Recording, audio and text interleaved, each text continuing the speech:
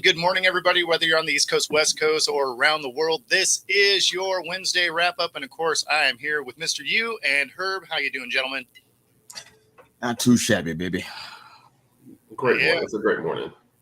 We already got my mom and, of course, Raj in the house. Good morning, everybody. Thanks for joining us. And, yeah. So we got this Wednesday thing kicking off. God. I tell you, the name's going to catch on. It's great. That's right. I love it. Amazing that nobody saying that Tuesday thing was interesting to me. I never hear that part. Only hear Monday and Wednesday name changes, but Tuesday stays exactly the same as it was. That's because the Tuesday guy is the one who coined it, so he gets to keep that control. Oh, copyright infringement. That's right. Oh man! All right, so yeah, if you're joining us this morning, grab some coffee. Let's get this thing going. Of course, we want to start off with a college coach. We got Kirby Smart here. We do have some audio, and I tend to agree with him here. The NIL has definitely put college coaches in kind of a weird spot, and of course, it kind of puts the kids in a weird spot. So here we go. This is his press conference, I believe, day before yesterday. There's high school coaches that say, well, they won't play their senior year. Well, if a kid doesn't play a senior year because he signed, I don't really want him on my team. I just, if he's going to opt out for a senior year, then he would do the same to me. So I don't really know if that's a viable option. A lot of high school coaches think, well, at least I'll get my kids signed, because high school players are losing opportunities ad nauseum by signing in December and not having spaces because of the portal. So, I don't like the idea of someone signing before their senior year, because I think the senior year matters. I think in the state of Georgia and the Southeastern Conference footprint, the high school season of your senior year still matters. I want to watch a kid play things. There's high school. So, the NIL people are, they're signing early. They don't want to get hurt.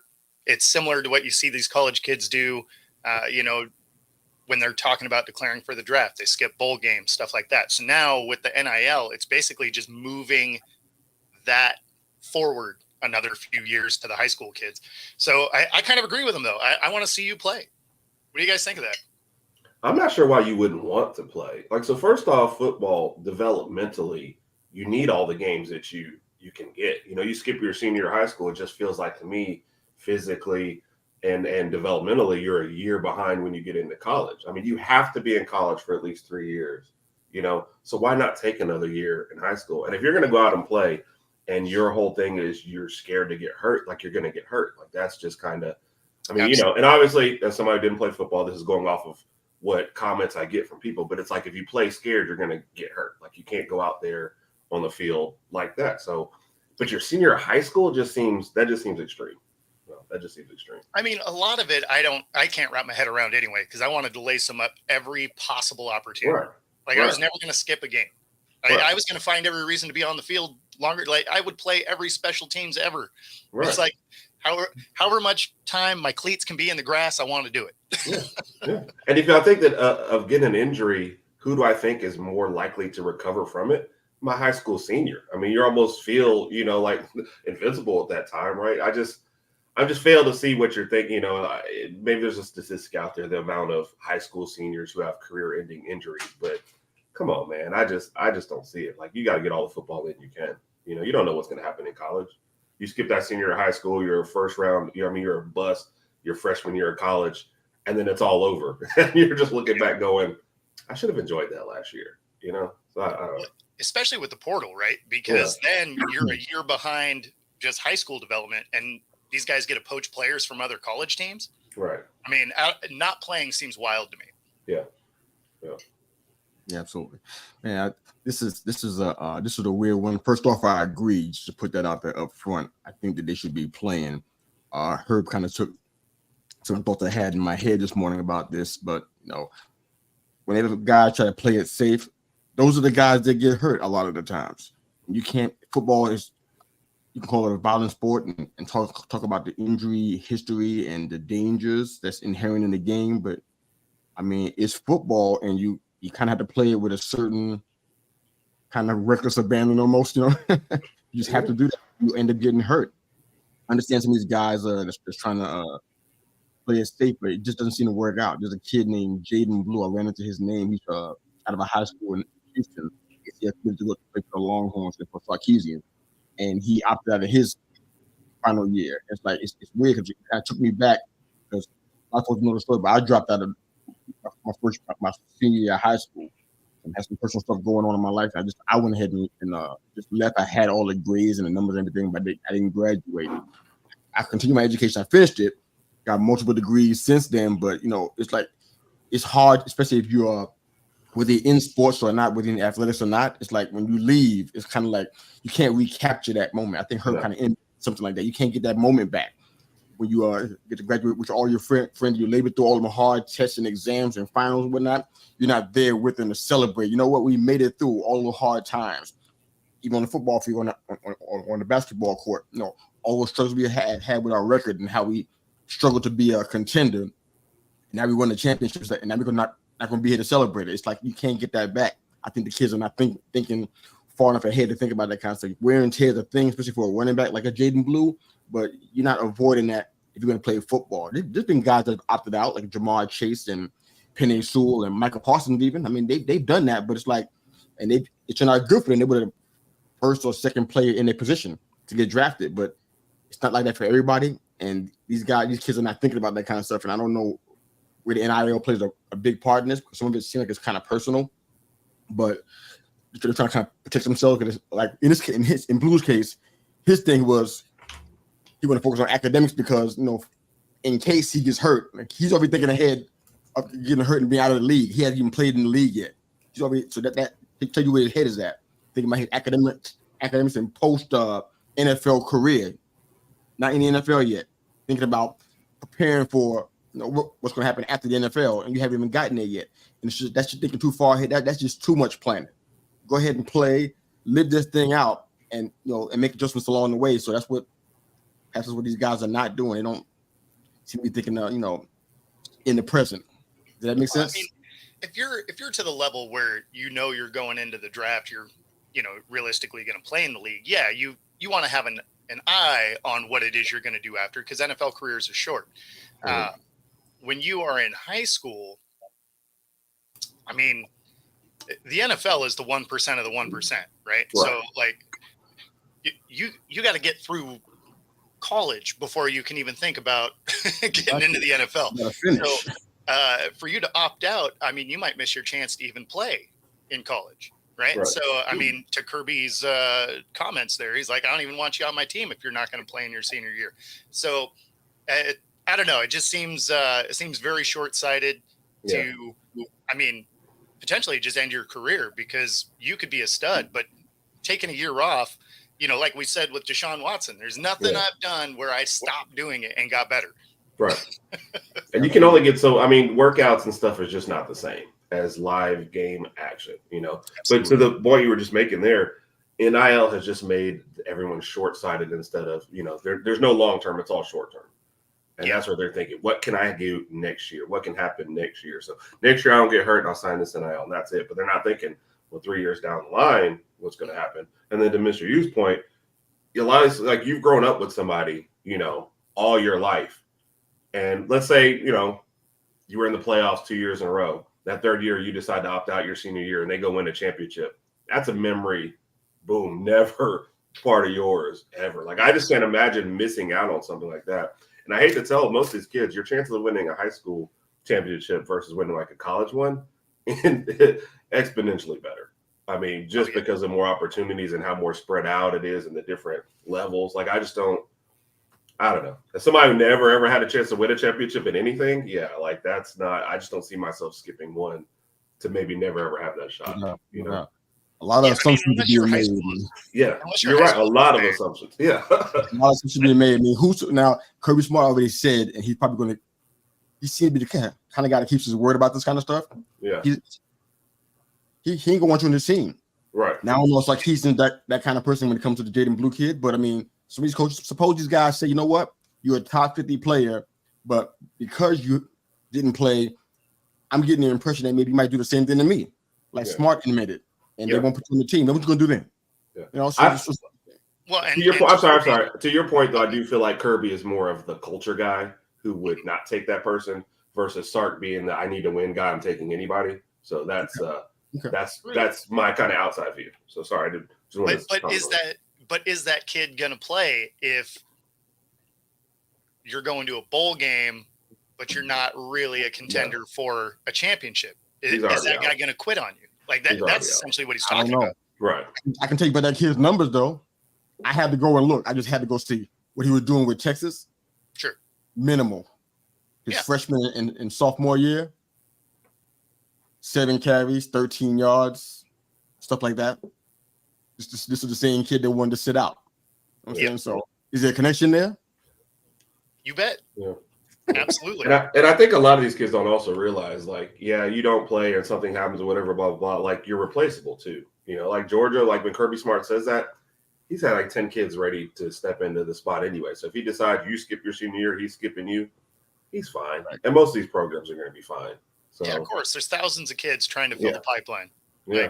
Right? I think there's still 1,000 kids in the portal right now. Oh, I'm sure there is. I'm sure there is. So I was looking at the numbers last night, so I was like, this is crazy. Yeah, like no one kid is the kid, right? Yeah. For any of these teams. The programs are too big. It's truly a team sport. Like you can be the number 1 5-star recruit. Do you have to have that guy on your team? No, you can still win without him. Yeah. So, I mean, yeah, I don't know. There's so much that just seems wrong with taking your senior year off and thinking you have a real shot. Right. I mean, your athletic ability would have to be so freakishly amazing for them to be like, oh yeah, I haven't seen active tape in a year and a half, but let's do this thing. Like, right. You know, especially with the transfer portal, because now you can go get active guys from other teams. Right. So, I mean, it's not like it used to be where it's like, okay, you got to go scout kids. Now it's like, okay, we're just going to scout other teams. Right. Right. Plus also the fact that I'll scout the seniors that are actually playing their high school year. Exactly. So all you're doing is giving whoever your backup was a time to shine, and somebody might go and look, you know what? Maybe it wasn't this kid. Maybe it was the line anyway, and the backup running back is just as good as this guy, just using that position. But you might just discover, oh, the other guy's just as good, or we were evaluating both of them wrong, like I said, because the line was good anyway, or they just had everyone overmatched, and it really doesn't matter who we pick up. So yeah, I don't know. This seems like you're giving somebody else a chance to jump in, you know? So there's research out there. I don't want the job of trying to find it, but there's research out there for people who are even in college, where their senior year was probably their best year, where they really kind of got it right after their 2 or 3 years in college, and they finally got it, and they really showed out in their final year. There's a lot of I can't think of names right now because it's early, but it was so many times I've seen that happen. It's like, now in your case, you can go ahead and leave during your senior year. You got enough tape, enough to show a college or NFL scout that you got it, and you be a fit on their team. Like Bo said earlier, man, play as much as you can. Every chance you get for your versatility, so that you can be flexible and play any position. It's an option for you. It's gonna be for your betterment in the eyes of a potential scout. Your career's short. Yeah. Your career's short, so enjoy every time you can lace them up. Yeah. Besides, I mean, for my personal experience, there's no team that I played on that my first year was my best year with the team. Right. Right? I mean, you're learning your coaches, you're learning your job. Yeah, no, exactly. Like your first month on the job sucked. Yeah. No anything. The first time I sat in front of one of these cameras, it was not the best. I remember these days, yes. Roz and I go back and look at ours and go, whoa. We had no notes. Right? Well, and it's funny because you say whoa a couple of different times. You're like, whoa. Yeah. Wow. Exactly, man. Exactly. Yeah. Right. And Mystery, this might not end up being the best example, but Mac Jones only started 1 year before he got drafted first round in the NFL. Sure. Yeah. What you do with that opportunity afterwards is up to you, but there's a perfect example of a guy who stayed his years, went and played. So which year was that? Had he his sophomore? No, it was like his senior year. He was stuck behind Hurts and Tua, so he had to wait till both those guys were gone. So the year that everybody seemed to be leaving is the one that he started and thrived. Yep. That's Yep. crazy. It's a great He example. stayed, and then like Najee Harris and Devontae Smith stayed for their senior year as well, and that's when they won the national championship. So, And had he not stayed, he wouldn't be in the league at all. right, exactly. Yeah, I don't know where he'd be. Yeah. So Wow. there's always evidence to be made from that sort of thing. So there's a reason why I never skip out on the show and let Raj come and jump in, because then y'all see how great Raj is, and then I'll never be back. So, For the Raj and Her podcast. so nope, I got.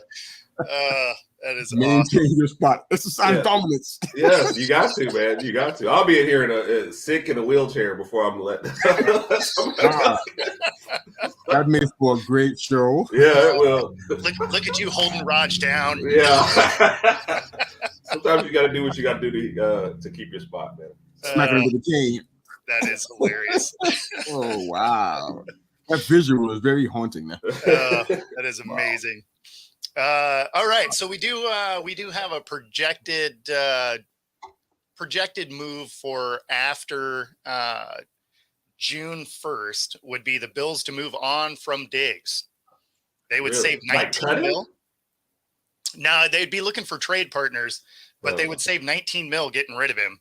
And the projected trade partners are Arizona, Houston, and the Giants.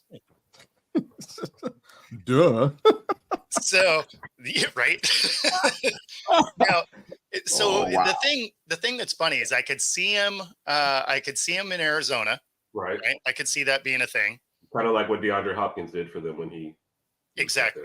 Yeah. Exactly. And that's exactly where I was thinking is like, okay, he could kind of fill that role. He's still a dynamic player. They wouldn't have him long enough for him to turn into, what he seems to turn into towards the end of his tenure with the team. Right. I don't know. Make life a little easier for Harrison Jr. as they actually still do draft him then too. No, exactly. Right. Because then you have some legit weapons. Arizona becomes kind of scary at that point. Right. Yeah. The Texans I don't love. I don't either. I don't love that fit. I think they're building a culture that he wouldn't necessarily help. You. Yeah. And doesn't necessarily fit their timeline either. We just got our young quarterback, and now we've got an aging receiver, like I said, who's maybe worn out 2 welcomes already to the first culture point. Yeah, I don't like that. So. Let Nico cook. Yeah. Don't mess with him. Stay on the timeline and trajectory that you already have. I wouldn't. Exactly. And it's not like when they added like AJ Brown, who, despite what you've seen, has been good for them, or Tyreek Hill in Miami. Yep. I just don't feel like this is the same thing. No, I think there's a very real attitude difference between those guys. Yeah. And then, I mean, the Giants could use him, right? They could use a true number one in that way. But, then who's throwing him the ball? Right. And that would be my point again with the Giants as well. And I don't know if I'm wrong on this one, Mr. U, but if I'm drafting a new quarterback, I don't know that I want to throw Diggs at him, because Diggs is ready to win like next year, or he's going to be upset again. And the Giants are going to probably take a couple years as far as, rebuilding. I think they've made steps, but if I draft a new kid, I don't think I want Diggs' influence on him either. So, but I don't know. That's an outside view. It's kind of hard to discern from here. I mean, I guess we consider talking heads or whatever you want to call us and whatever, but I think we fall in that. I think we fall in that mix. Hope it's a good slant on that, but I know that he has a relationship with Dayball and everything, and I don't know what that does in regards to his attitude and character. I don't know if that helps at all, or if it's just a thing. They just have to be connected. So I don't know his coming in is going to make him change things we've been seeing from him on different teams and stuff. Right now he's not even tight with his quarterback. I mean, despite what he's saying, it's the thing that he's not saying that concerns me. Right.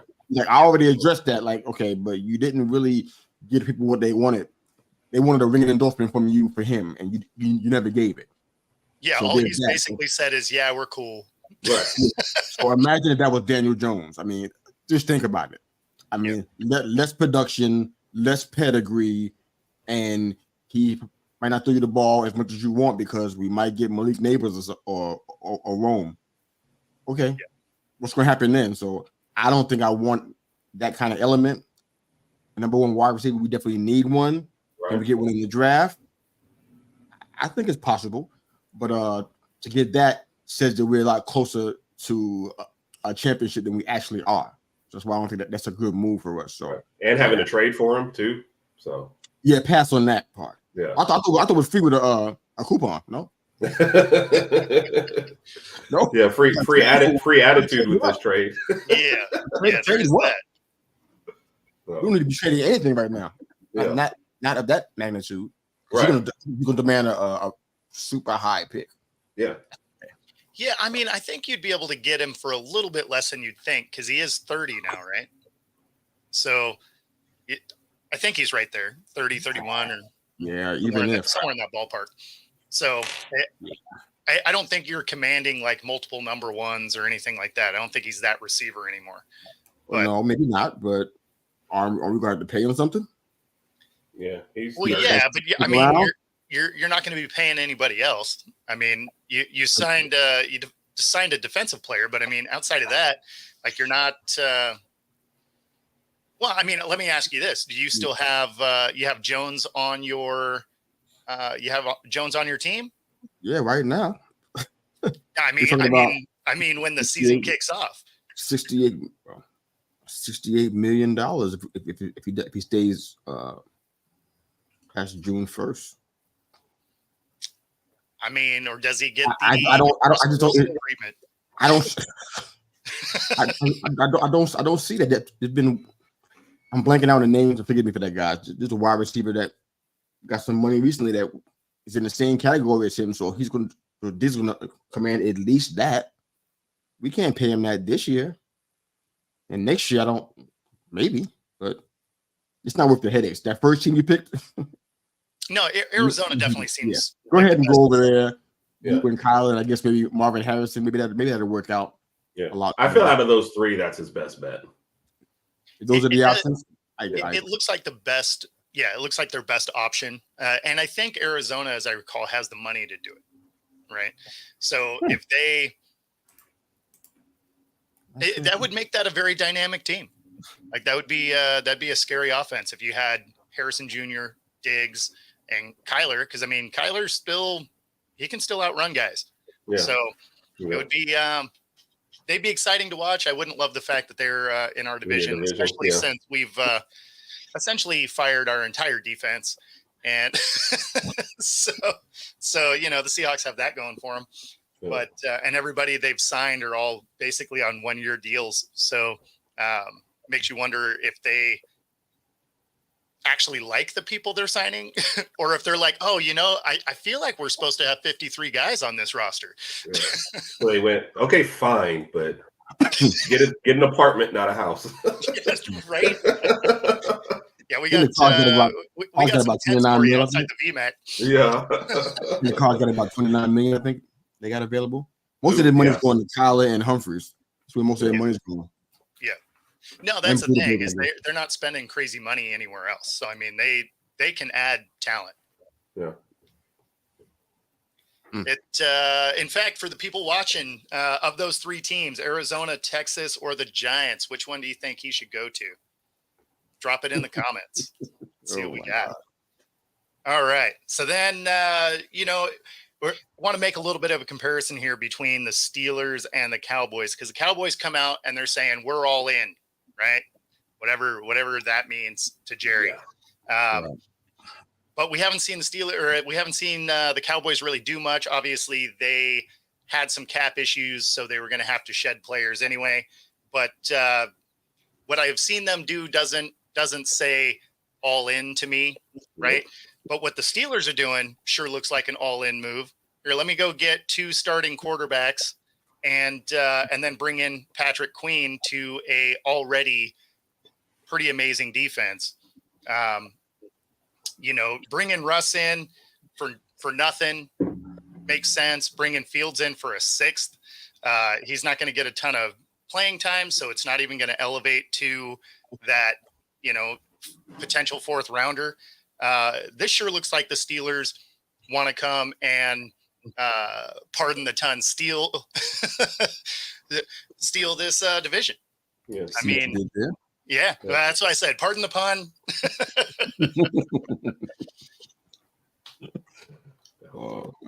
And it's interesting because you wonder how much of this is, Mike Tomlin thinking like, is this it for me, or we just need to put our best foot forward and really see what we got? Like if we go all in for real and this fails, is it time to move on from here? So I wonder how much of it is driven by that idea that's what needs to happen.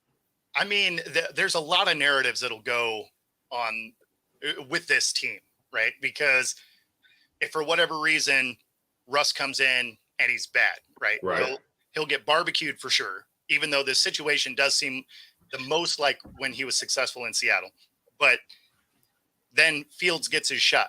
But imagine a scenario where you have both of these guys and it's Tomlin's first losing season. Oh, yeah. Everybody getting fired. Everyone fired. And all of a sudden now does Russ get another shot, or is he relegated to a backup? And then what do you do with Fields? Is he a rookie contract and out of the league? This could be a crazy situation. Now, I think it'll ultimately be successful, but if you are in in this type of scenario where we're talking about, football for a living, if they crash and burn, talk about the storylines on that. Yeah, that's it. I mean, the one for Fields, I would feel the worst for, honestly. Russ has had his shots and Tomlin's been around for a while.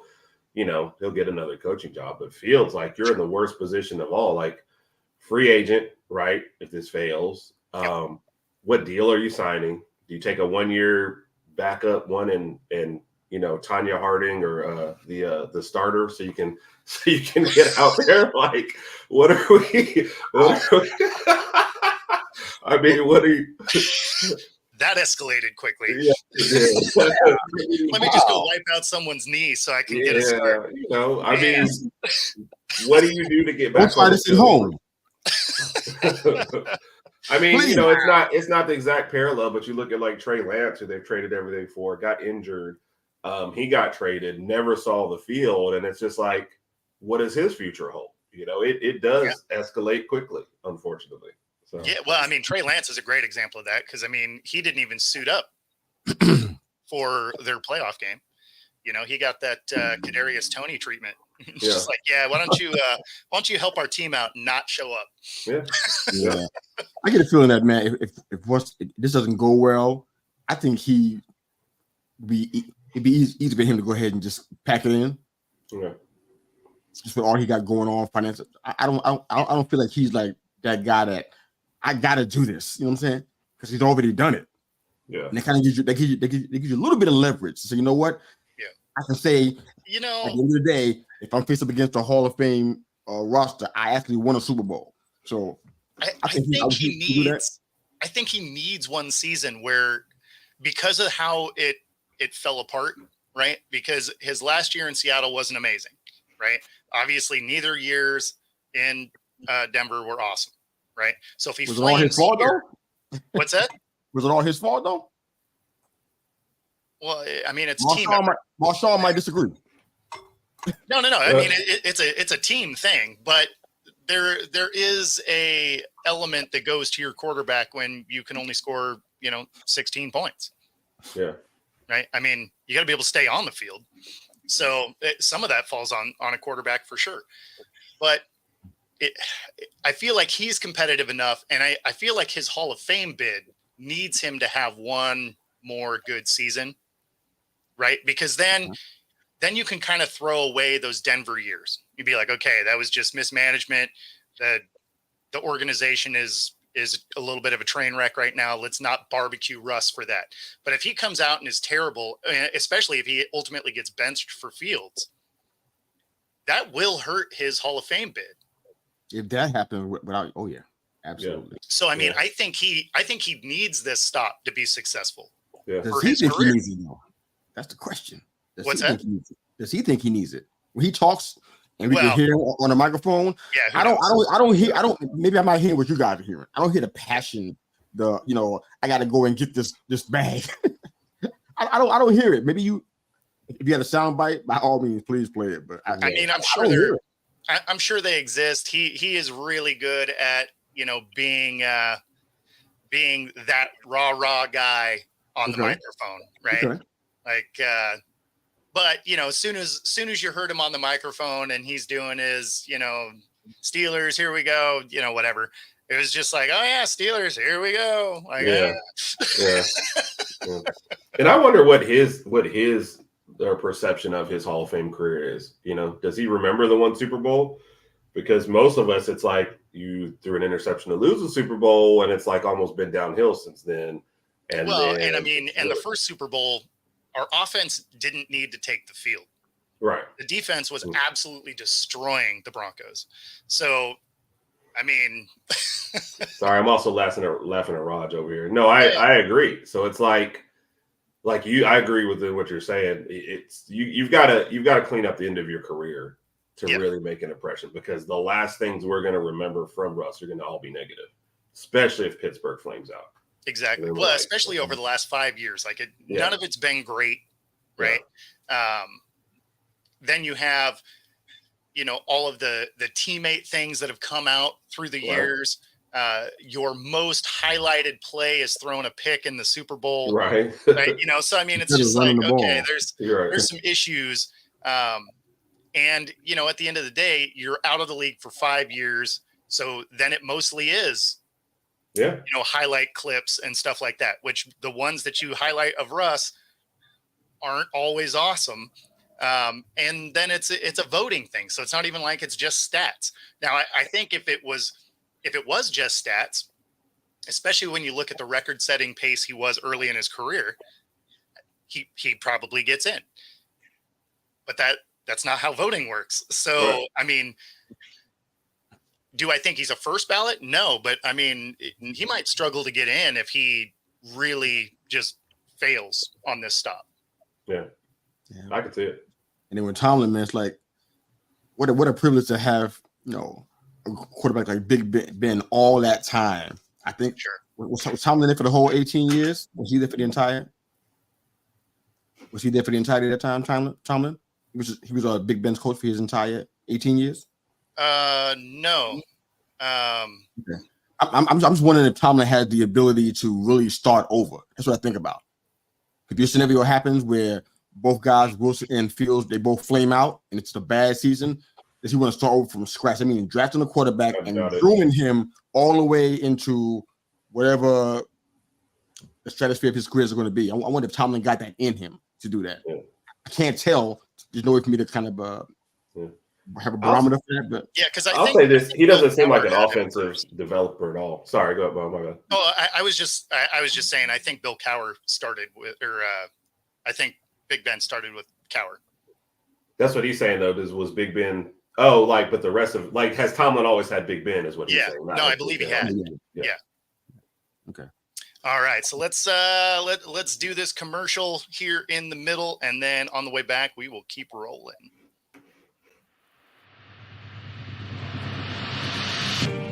This is Reggie Jones, owner and founder of Air Sports Academy. Air is based on 4 core principles: heart, education, integrity, resiliency. Air is about developing student athletes physically and mentally through training, mentorship, and effective marketing. We've created a platform and a blueprint for our state to shine in the brightest of lights. I created this program because it was a need for our state. We needed to have the light shine on the student athletes in our region. And now that is happening at an all-time and undeniable rate. We created a lane for the kids in our state to get their college education paid for and set their families up for future success. We created an environment where serious athletes can now come compete fearlessly. We've achieved this through our variety of elite programs. Our 6-month off-season program, where first-year starters or seasoned vets can all come develop. Our 5-on-5 program, which is all about our line. Our youth tackle program, which is the first and only youth tackle team from the state of Washington to ever win a major national championship. Our 7-on-7 program, which is ranked top 10 in the country every year. Our high school 11-on-11 club tackle program, which creates a unique and much-needed opportunity for our kids. Our college prep program, which allows our graduates to come back from college and to prepare for the upcoming season. Our track and field program, which creates an opportunity for our young air boys and air girls to continue to get faster. When you're a national program, you receive national respect, which is why when you look at recruiting boards and top player lists from around the country, you'll always find players from air on those lists. Which is why college coaches from some of the most prestigious schools around the country come into our facility to recruit our players.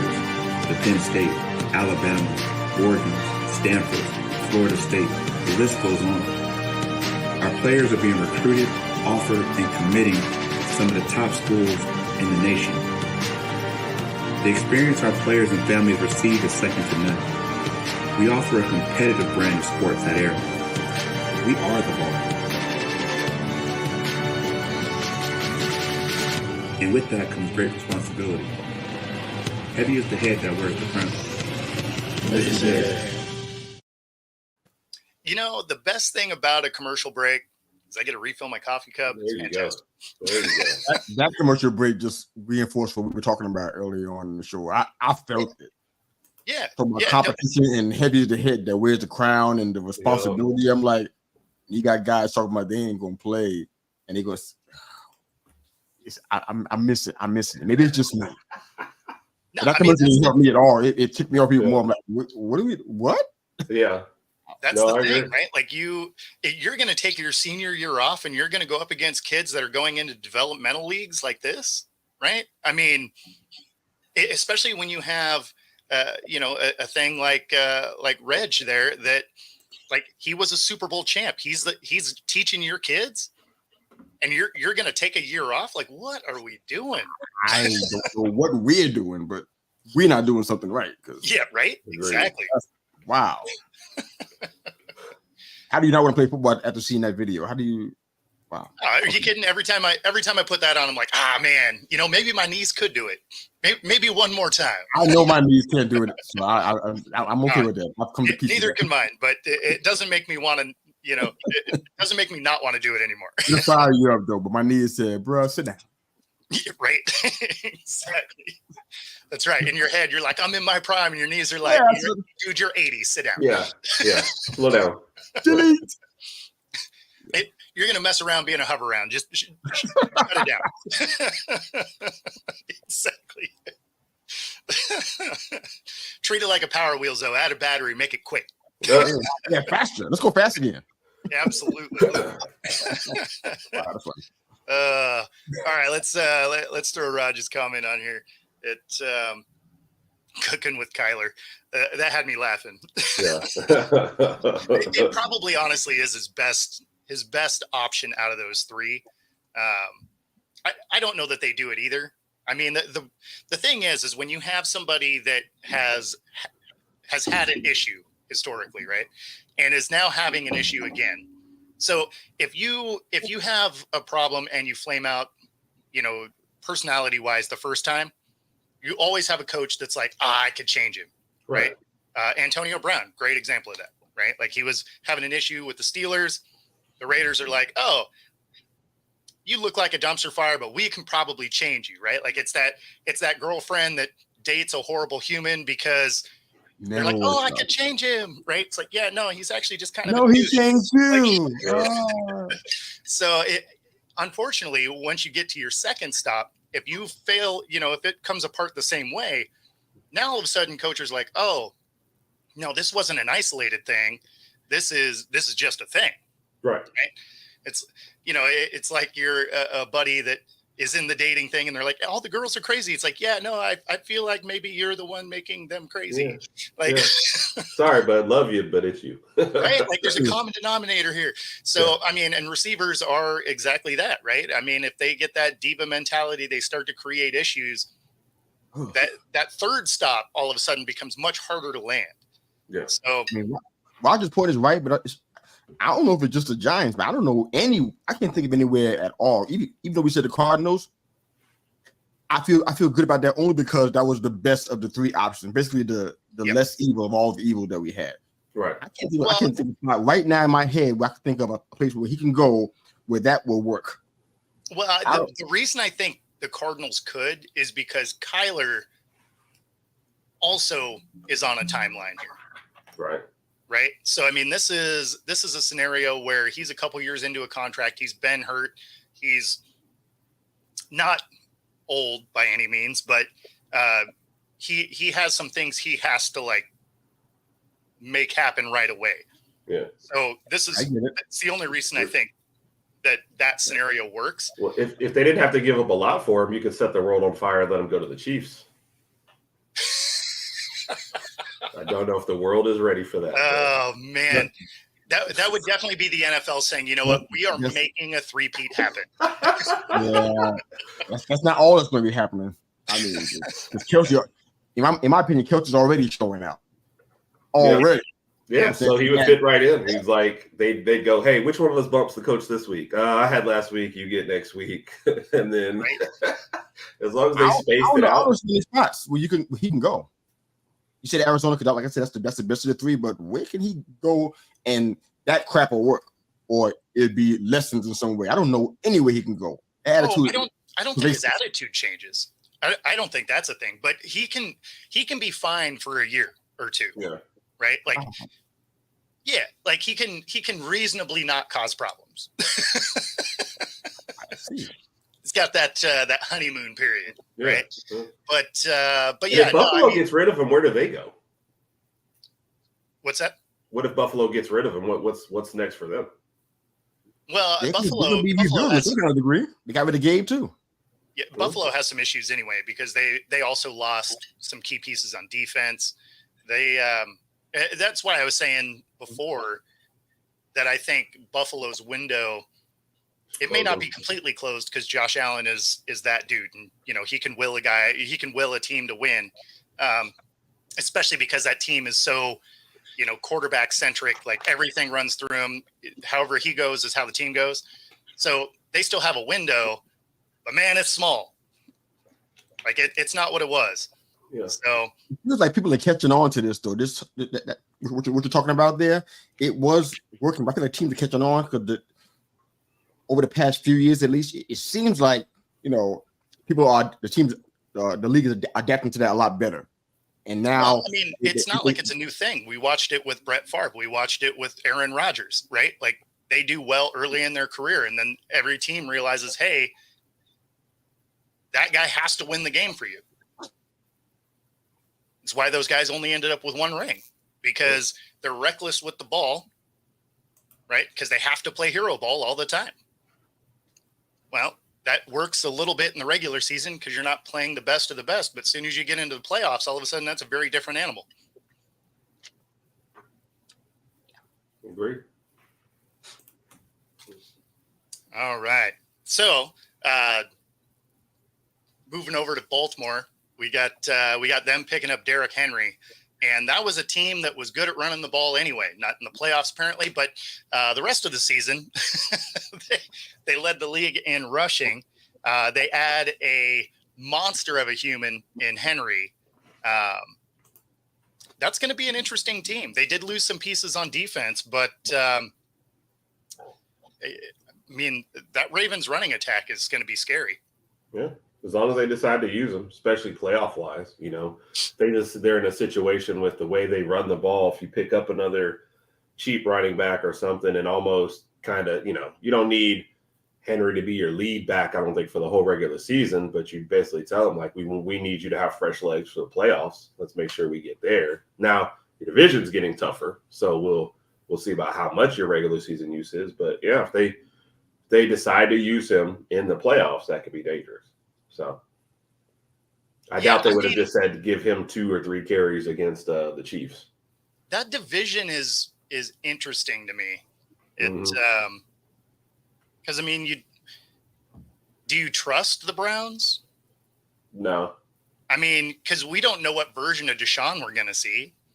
Isn't it funny how every question for them comes back to him? It's like they're putting pieces around everywhere else. Whether or not you like the Judy thing, that's a good buy low candidate to have a second wide receiver in there. And Njoku was good, and Cooper was probably underrated this past year. So like they're giving them everything to try and succeed, and the top ranked defense. They're like, Deshaun, please just give us something, please. Well, and on that front, right? If he doesn't deliver this year, Do they just eat the rest of his guaranteed money and move on? Right? Because he already had his, 11 games that first year, which were terrible. Now, he didn't have preseason or anything, so, you can kind of give him the mulligan on that. And they only paid him $1 million that year anyway. So then you get into last year. He wasn't very good at the beginning. He had like 4 decent games, 1 good game that he gets hurt. Right. Right. So in the That's last, because he put everything into that one game and it Right. wrecked his body. pretty much. So, I mean, outside of that one game where he looked good, it's been 5 years since he played good football. Yeah. And even just missing because of suspension isn't. It feels like injuries are a huge thing for him, even going back to college as well. Yep. So he's not holding up either way. No, exactly. In regards to the Ravens, when I saw Augusta Bus on a different team, I said, "Wow, you messed up." I don't care who they were bringing in; they messed up with this one because Keaton Mitchell, he's coming off an ACL injury, so this is his leg, and he uses his leg to run because he's a running back. So it's going to be behind him is like Justice Hill, some other guy that I don't know who that is, but they're not projected to take over anything right now. So you're relying on Derrick Henry to do the bulk of the work. And even in the games I saw in Tennessee, which wasn't a lot admittedly, but I saw quite a few games. They put him on nationally televised TV. And I saw what happened when he got the bulk of the work. I saw what happened. It wasn't the same. There were some things about him that are different physically. I mean, like, he's going to a significantly better offensive line, though. Okay. Mm-hmm. And a better quarterback position too, as well. Yeah. So there's actually a threat of 2 different things happening versus kind of what they had going on. Yeah. So. Yeah. No, I get what you're saying, though. I mean, he did get hurt. The thing that's funny, though, is, last year was just a nightmare for them. But the year that he got hurt, you got to keep in mind that it took the rest of the league like 7 weeks to catch him. Like, he was leading by that much for the rushing total of the year. It was literally 6 or 7 weeks before teams caught him. He wasn't on the field. Yeah. So, I mean, dude can still run. As long as he's not having to get hit behind the line of scrimmage, I think he puts up a lot of yards. I think he'd be a top 5 running back this year. I think he keeps himself in great shape as well, too. So I think I just don't think it's going to be like your traditional bad run. And then, like you said, he's going to a great rushing team. So I like the fit. I think it's great. They use him correctly. I think it'd be a good year. It's like my questions are more for the coaching staff than they are for Derrick Henry. So yeah, cool. Yeah, like if you make it to the playoffs, are you gonna use the running game? I mean, it's just something to throw out there, right? I mean, there was in that game they lost. They ran the ball to a running back 6 times the entire day. Like, for the best rushing team in the league, what are we doing? Yeah. I didn't even know that was possible, to be honest. I mean, that's just sitting there with that Coaching for Dummies book. Like, yeah. Because what was it? Lamar and a running back Lamar and one of the wide receivers had more rushing attempts than all the running backs. So, and even with that, I think there was only like 12 running plays at all. And a couple of those running plays were scrambles. Right. Right. So, yeah. If you go to true running plays, that was awful. I don't even know how that's possible. I had a friend who was upset right after the game. And he was buying into the conspiracy. Oh, the NFL was against the Ravens, all that stuff, right? So I said, okay, I'll let him cool down. We talked about it recently, and now that he's like, look, he goes, oh yeah, coaching staff was terrible. I was like, see what I mean? He goes, I don't know what they were doing. So I was like, yeah. So yeah, we can say what we want about fix or whatever, but your coaching staff is your coaching staff. And if you go away from what you do well, I mean, that's your fault. So yeah, the Chiefs were there for the taking last year, and nobody decided to hop over the hurdle. So, well, and we watched the Niners do the exact same thing, right? Like third quarter, they just don't do it. That's why I didn't like barbecue Dan Campbell, right? He lost that game coaching his game. Yeah. Right. Like they didn't shy away from what they do. They doubled down on the things that they do, and it just wasn't enough in that game. Right. I can't hate on you for that. That was your game plan. You did it all year. You're aggressive. It didn't work in this game. Fair enough. Yep. But if we're a dominant running team, and it's just like, we're kind of bored with running. Yep. This is not the time for that. Yeah. Because in one case you didn't do it at all, and in another case you did it very well for a whole half and then just decided not to. So yeah, these coaching staffs need to go to a seminar in the off season. So that's or something. Then it'd be some kind of punishment. Like, don't overthink what it is you're doing. Right. Yeah. I get you want, coach of the year, executive of the year, whatever. But, winning helps. Yeah. Winning cures everything. Right. It's funny. Those rings are pretty. Yeah. Absolutely. So since I know we got Raj floating out there, the Dolphins, Jags, Bengals, and Seahawks all lose a ton of pieces on defense and have done very little to rectify that problem. Yeah. Which one of these teams do you think legitimately is gonna just completely fall apart this year? I don't know about fall apart for Raj, but I can tell you the exact. When I asked him last night when we started talking low free agency, and I asked him about his Dolphins, this was his body. He goes, "I don't know what we're doing." He was like, "We needed to get better on defense, and now we're letting key pieces go. So I don't know what to do." So that I don't know about completely fall apart. It'd be interesting to see how the rest of the division, comes up. Do the Jets actually move up, and what happens with the Bills and Diggs? But when you're losing pieces off of the part that you need to shore up, that's just not good. So yeah, especially when you're losing a couple of the only good pieces you had, right? Like you're like, okay, we got two guys that are really doing their thing, and then and then you're like, you two guys are fired. You guys did your job well. We're really not about that. Right.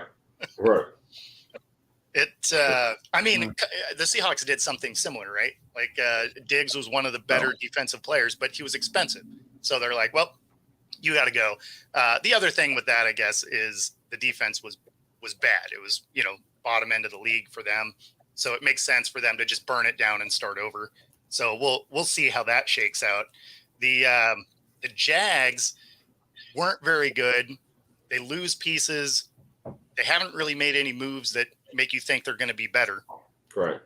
And of course, there was that stat that I shared with you guys. I think it was Monday that, Lawrence is 1-18 in games that his defense doesn't create a turnover. So it's not like he's that guy that can just put the team on his back and win those games. Right. Especially since he's creating turnovers himself, like almost every other game. So yeah. Especially the unforced ones where he's just like running and fumbles the ball. Oh, I'll still never forget though. I'm like, what just, okay. Guess that's what we're doing now. And as a defense, that's deflating. Wait, so now we got to get back on the field because of that? At least get hit on the way. So yeah. I don't know what to think of the Jags. I thought they were going to cruise to a title last year. Now it's like you didn't. The Texans are getting better. Yep. And you seemingly are losing pieces on there. And then no matter what you think of Ridley, losing Ridley is probably going to hurt offensively as well. So I really don't know what they have going on, to be honest. Yeah, they can all win the award. Well, so the Seahawks they can all win because the Seahawks kind of pull out of it because you can at least tell what they're doing, right? So with the new coaching staff, everybody said Leonard Williams. What are they doing? What was that? They got rid of everybody except Leonard Williams. What are they doing? They got rid of of Bobby course, because but it was a really expensive defense that was a bottom 5 defense. So you have to clear house. So that one at least makes sense, right? The rest of these were supposedly playoff caliber teams. Yeah. So like the Bengals, you kind of put in that similar situation. If they end up losing like T. Higgins and all of your defense, like your offseason has been an F. So sure. I don't know what you're doing either. So, yeah, the Bengals had to do something, man. Their defense is is Right. ranked pretty low as well. They got the same guys, like, well, excluding Hutchinson. I like him, but some other guys, the same guys they had Hubbard, the same guys they had before, and it was like the Seahawks bottom ranked defense. They got to do something, and they have money issues as well. Yeah. So they got to do something. So they'll take that. You take a bad defense, and now you can no longer just try to outscore teams. You lose a guy like Higgins, make things harder on Chase. Like that's a bad situation. And then, like I said, Baltimore is still there. If Cleveland gets anything out of Watson, like you're in some trouble all of a sudden. So no, I honestly, and Pittsburgh too. I guess. I think the Bengals missed the playoffs. I could see it. This is gonna be an interesting year for them. But it's better with Armstead there, but it's not great either. But yeah, I can't put him at the bottom of this list. The rest of the division has so much talent that it's going to be hard to be a flawed team. Yeah, and come out of that division. Yeah, because you think if your offense isn't good, even a team like Pittsburgh, who's maybe not scoring as much, if your defense is terrible and their defense is great, and you lose, like I said, Higgins, and now Chase is in trouble, like it's just not a good recipe. Yeah. So the 10th best defense in the league was a misleading stat because they were bad when it mattered. Like you can be good for a long time and then give up plays when it's important. And although on paper it looks good, in you said he'll call McDaniel later to get some info. Raj has connections. I can only dream of. But yeah, that's the exact same he said last night. He wasn't happy with Wilkins and Van Ginkel getting let go. So no, that didn't make sense to me. Yeah. Like those were pieces you build around, not punt. Right. But man, the hour goes quick. Let everybody know how they can find you guys. At They Call Me Mr. U on Facebook, Twitter, TikTok. Can you read me? I'm saying that. You did it. Just in time and for our it to get YouTube shut channel down. at They Call Me Mr. U. Yeah, we on TikTok. Is there a coincidence here? Mr. U joins TikTok and they shut it down? The world was not ready for you, sir. The world was not ready. I'm not made in China, so whatever. You see our handle there, Raj Herb, on Twitter, the X, or the Herb Raj Podcast on YouTube. You can search, find all of our videos out there too. Spotify and Apple Podcasts as well. Yep. And of course, if you are watching on any of our respective channels, be sure to like and subscribe. Helps us bring our content to you. If you're watching on Roku TV, of course, stay for the next hour. And of course, you can find me on the daily show of Coast to Coast. What you got going over there? I don't know what even happened. I went like this, and then fireworks started. That is amazing. What? You try it too. Come on, try it. It doesn't work for anybody else. What setting is that? I don't know, but this is not the first time. All right. Oh, I don't even know what happened. This is how you know who the star is. What do you mean? Oh, man, that is amazing. Right on. Well, again, if you like the show, like and subscribe. Other than that, we're going to let you get back to your day. Thanks for joining me, gentlemen. We will see you next week. Thank you.